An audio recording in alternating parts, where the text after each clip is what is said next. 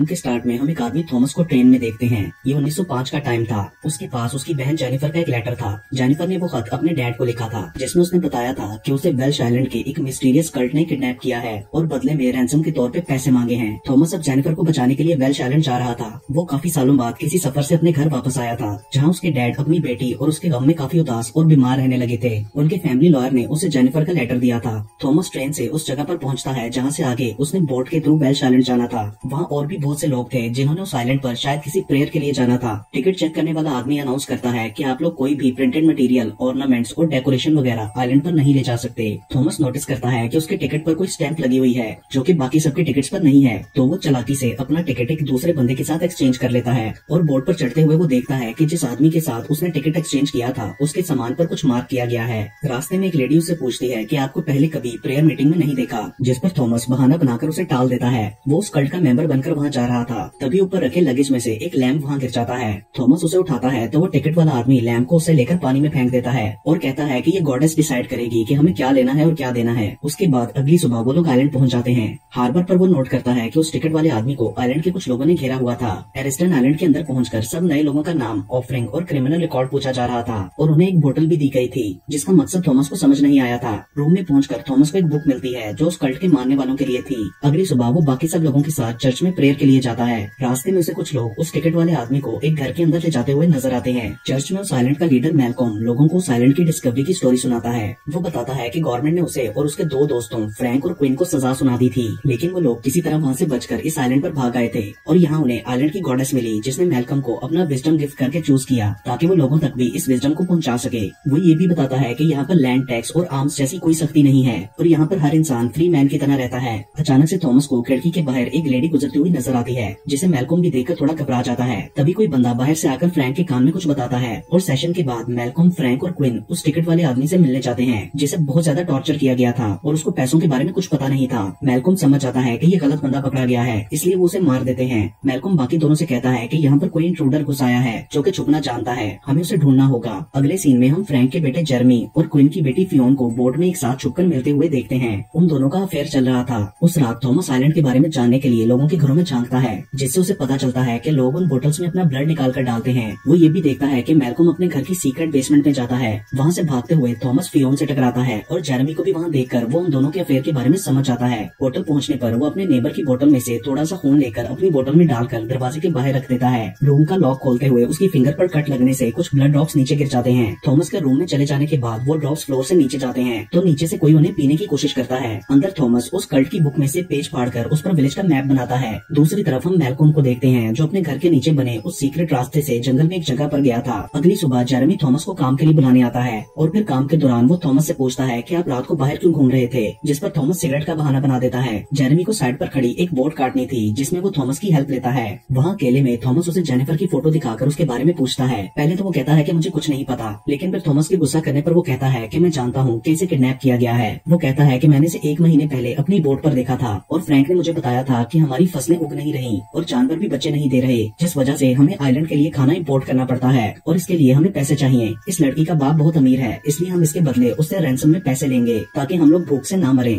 Thomas बोलता है कि तुमने जेनिफर की मदद क्यों नहीं की, जिस पर जेरेमी कहता है कि मैं कमजोर हूँ, मैल्कम की गार्ड से लड़ नहीं सकता, लेकिन तुम उन्हें रैंसम के पैसे मत देना। उसके बाद थॉमस जेरेमी से कहता है कि तुम मेरे यहाँ होने के राज को किसी को मत बताना और तुम्हें मेरी मदद भी करनी होगी जब तक मैं यहाँ हूँ, वरना मैं तुम्हारे अफेयर के बारे में सबको बता दूंगा। अगले सीन में हम मैल्कम की बेटी एंड्रिया और फियोन को देखते हैं। फियोन उसे बताती है कि मुझे लग रहा है कि मैं प्रेग्नेंट हूँ। दूसरी तरफ मैल्कम सब न्यू कमर्स को चर्च में बुलाता है ताकि वो इंट्रूडर का पता लगा सके और इस मकसद के लिए वो उन लोगों से अपनी बाइबल में लिखी हुई वर्स पूछता है जो कि थॉमस को नहीं आती थी। इसलिए वो अपनी नाइफ निकाल लेता है ताकि मैल्कम के करीब आने पर वो उसे मार दे, लेकिन उससे पहले ही थॉमस के साथ वाला बंदा मैल्कम पर अटैक कर देता है क्योंकि उसे किंग ने मैल्कम को मारने के लिए भेजा था। मगर थॉमस उसे रोकते हुए मैल्कम को बचा लेता है, जिससे वो बुरी तरह जख्मी भी हो जाता है। देन गार्ड्स उसको मार देते हैं। वो कातिल मरते हुए मैल्कम से कहता है कि ये जगह एक दिन जल जाएगी। उसके बाद मैल्कम थॉमस को अपने घर ले जाता है और एंड्रिया को उसके जख्म पर स्टिचेस लगाने के लिए बोलता है। मैल्कम थॉमस को उसके एक्ट के लिए थैंक्स बोलता है। अब उन लोगों को टेंशन हो रही थी कि किंग जंग के लिए आर्मी भी भेज सकता है, इसलिए वो अपने डिफेंस को स्ट्रेंथन करने के लिए जाते हैं। वो लोग आपस में ये भी बात करते हैं कि हमें इंट्रूडर को भी ढूंढना है। रात को एंड्रिया थॉमस के पूछने पर बताती है कि मेरे अंकल डॉक्टर थे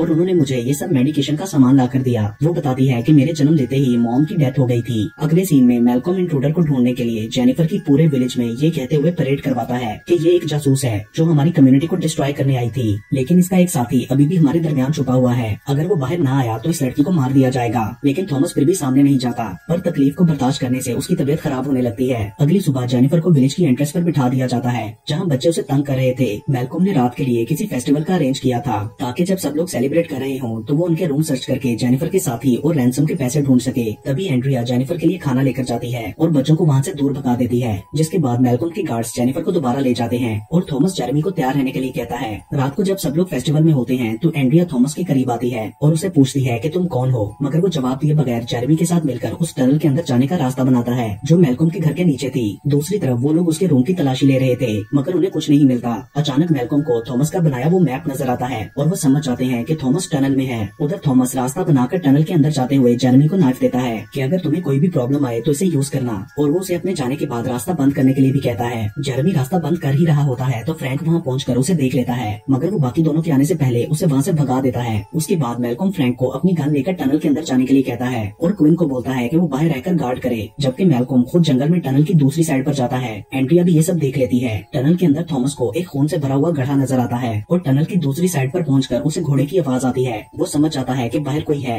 और पीछे से भी उसे किसी के आने का एहसास होता है, तो वो उसी खून वाले गड्ढे में छुप जाता है। फ्रैंक उसे ढूंढता हुआ टनल के एंड तक पहुंच जाता है तो मैल्कॉम गोली चला देता है, जिस पर फ्रैंक उसे बोलता है कि ये मैं हूँ। दूसरी तरफ थॉमस ब्लड में तैर रहा होता है तो उसके सामने एक औरत आती है और वो उसके पीछे लग जाती है। उससे भागते हुए थॉमस एक गार में पहुंच जाता है, जहाँ उसे दीवारों पर कुछ सिंबल्स बने हुए नजर आते हैं जो गॉडेस को रिलेट कर रहे थे। दूसरी तरफ मैल्कॉम एक रूम में जाता है जहाँ उसने एक ओल्ड लेडी को दरख्तों की रूट्स के साथ बांध कर रखा हुआ था। एक्चुअली वो औरत ही उस आइलैंड की गॉडेस थी। वो उस पर गुस्सा करता है कि तुमने खुद को थॉमस के सामने रिवील क्यों किया, और फिर उसे अपना ब्लड पिलाते हुए कहता है कि तुम अब हमारी फसलों को खराब नहीं करोगी। उधर एक मास्क वाला आदमी भी एक बोरी को घसीटते हुए ले जा रहा था, जिसमें शायद जेनिफर थी। उधर थॉमस की अचानक से आंख खुलती है तो वो वहाँ एंड्रिया को देखता है। न जाने कब वो गार में सो गया था। एंड्रिया उसे साफ कपड़े पहनने के लिए देती है और उसके चेंज करते हुए वो थॉमस की कमर पर जख्मों के निशान देखकर पूछती है कि तुम्हें क्या हुआ था, जिस पर थॉमस बताता है कि कभी मैं क्रिश्चियनिटी पर बहुत स्ट्रॉन्ग फेथ रखता था और फिर मैं क्रिश्चियनिटी की प्रीच के लिए चाइना गया था, जहाँ बॉक्सर रिबेलियन वालों ने मुझे पकड़ लिया और बहुत ज्यादा टॉर्चर किया। थॉमस ने अपने बचने के लिए गॉड से बहुत ज्यादा प्रे की, लेकिन उसे बचाया नहीं गया, जिस वजह से उसका गॉड पर फेथ खत्म हो गया। वो बताता है कि उस टाइम पर जेनिफर के अलावा सबने मुझे अकेला छोड़ दिया था, इसलिए अब मैं भी उसे अकेला नहीं छोड़ूंगा। मैंने गॉड की वजह से बहुत पेन सफर की है। एंड्रिया उसकी मदद करना चाहती है तो थॉमस बोलता है कि तुम्हारा बाप तो मुझे मारना चाहता है, जिस पर एंड्रिया कहती है कि मेरे डैड ऐसे नहीं है। देन थॉमस उसे कहता है कि तुम धोखे में हो, मेरी बहन ना तो धोखेबाज है और ना ही कोई जासूस है। वो यहाँ खुद नहीं आई, उसे ये लोग किडनैप करके लाए हैं। उसके बाद एंड्रिया थॉमस को खेतों में बने एक शैक के पास ले जाती है ताकि वो वहाँ छुप सके।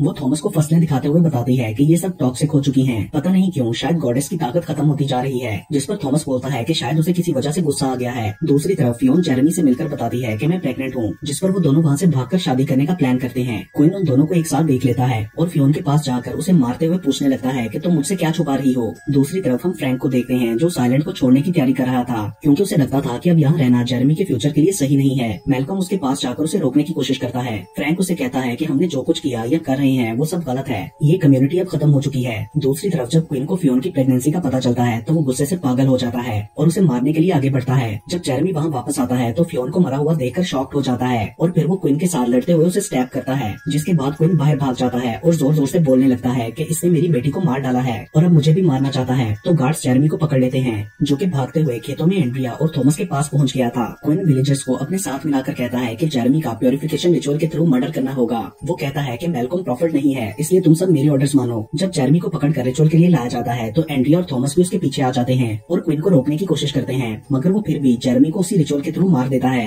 एंड्रिया और थॉमस से ये सब देखा नहीं जा रहा था। गार्ड्स ने थॉमस को भी पकड़ लिया था। तभी फ्रैंक और मैल्कॉम वहाँ आते हैं और फ्रैंक अपने बेटे की डेड बॉडी देखकर बहुत बुरी तरह रोने लगता है। गार्ड्स जेरेमी की बॉडी को वहाँ से ले जाते हैं। मैल्कॉम क्वीन से पूछता है कि तुमने ऐसा क्यों किया, तुम्हें ये राइट नहीं था, लेकिन क्वीन उससे कहता है कि तुम झूठे प्रॉफिट हो, तुमने कम्युनिटी को इस हाल में पहुंचाया है और अगर तुम सही हो तो थॉमस को कत्ल करके प्रूफ दो, क्योंकि वो हमारा दुश्मन है। मैल्कॉम उसकी बात मानकर नाइफ लेकर थॉमस की तरफ बढ़ता है। एंड्रिया उसे ऐसा करने से मना करती है। वो बोलती है कि ये आदमी हमारा दुश्मन नहीं है, मगर मैल्कॉम फिर भी थॉमस को मारने ही वाला होता है कि तभी फ्रैंक गन लेकर वहाँ आ जाता है, जिसका फायदा उठाकर थॉमस खुद को छुड़वा के वहाँ से जंगल में भाग जाता है। उसके आगे फ्रैंक भी भाग रहा था, जो कि गॉडेस को मारने जा रहा था। जंगल में पहुंचकर थॉमस को गॉडेस का विजन आता है और वो बार्न के पास पहुंचता है जहाँ गॉडेस को रखा गया था और फ्रैंक उसे अंदर मारने गया था, लेकिन तभी थॉमस देखता है कि किसी ने फ्रैंक पर अटैक किया है। फ्रैंक थॉमस को ये बार्न जला देने का कहता है और फिर एक मास्क वाला आदमी उसे मार देता है, जो कि ग्राइंडर था। थॉमस उधर नीचे जमीन में बने गड्ढे में छुपता है और फिर नीचे से रास्ता बनाकर बार्न के अंदर चला जाता है। मैल्कॉम और क्वीन वहाँ पहुँचते हैं तो क्वीन ग्राइंडर को मारने लगता है। मैल्कॉम मैल्कम उसे रोकता है तो वो मैल्कम को भी शूट कर देता है, जिससे मैल्कम बेहोश होकर टनल में गिर जाता है। बान के अंदर थॉमस देखता है कि ग्राइंडर जेरेमी की बॉडी को काट कर उसके पीसेस जबरदस्ती गॉडेस को खिला रहा है। उसके बाद थॉमस दूसरी साइड पर लड़की एक सैक के पास जाता है जिसमें जेनिफर थी। वो उसे अपना बताकर खोल देता है, लेकिन तभी ग्राइंडर वहाँ आता है और थॉमस के सर पर डंडा मारकर उसे बेहोश कर देता है और क्वीन जेनिफर को अपने साथ ले जाता है। दूसरी तरफ एंड्रिया गॉड से प्रे कर रही होती है कि तभी उसके पास कोई पहुंच जाता है। थॉमस को जब होश आता है तो वो खुद को मीट टेबल के साथ बंधा हुआ पाता है। उसके हाथों और पैरों में हुक्स डली हुई थी। तभी वो मास्क वाला आदमी मीट ग्राइंडर को चलाता है, जिससे थॉमस खिंचता हुआ उसके सामने पहुंच जाता है और उसके हाथ ग्राइंडर के अंदर चले जाते हैं और थॉमस खुद को छुड़वाकर उस आदमी को मार डालता है। गॉडेस थॉमस को देखकर कहती है कि मैंने तुम्हारा बहुत इंतजार किया, और फिर वो उसे विजन के थ्रू अपनी स्टोरी बताती है कि कैसे उन तीनों ने उसे ढूंढा था। दूसरी तरफ क्वीन ने एंड्रिया को भी पकड़ लिया था और वो एंड्रिया और जेनिफर को बताता है कि असल में मैंने गॉडेस को कैद किया था, इसलिए सारी प्रेजेस मुझे मिलनी चाहिए थी, क्योंकि मैंने ये डिस्कवर किया था कि उसके पास क्या क्या पावर्स हैं और वो हमारे लिए क्या कर सकती है। यहाँ फ्लैशबैक में दिखाया जाता है कि उन्होंने गॉडेस को ब्लड सेक्रीफाइस दिया तो प्लांट्स ग्रो करने लगे। गॉडेस थॉमस से कहती है कि तुम मुझे जलाकर फ्री कर दो, जिसके बाद थॉमस उसे आग लगा देता है। आग देखकर मैल्कम भी टनल से बाहर निकल आता है। उधर क्वीन उन दोनों को बताता है कि जब एनिमल्स का ब्लड काम करना छोड़ गया तो मैल्कम ने गॉडेस को अपना ब्लड फीड किया, जो कि इस विलेज के लिए काफी नहीं था, और अब मैं तुम दोनों के थ्रू बच्चे पैदा करके उस गॉडेस को फीड करूंगा। तभी उसे बाहर से आग की आवाजें आती हैं और वो देखने जाता है। आग पूरे विलेज में फैल गई थी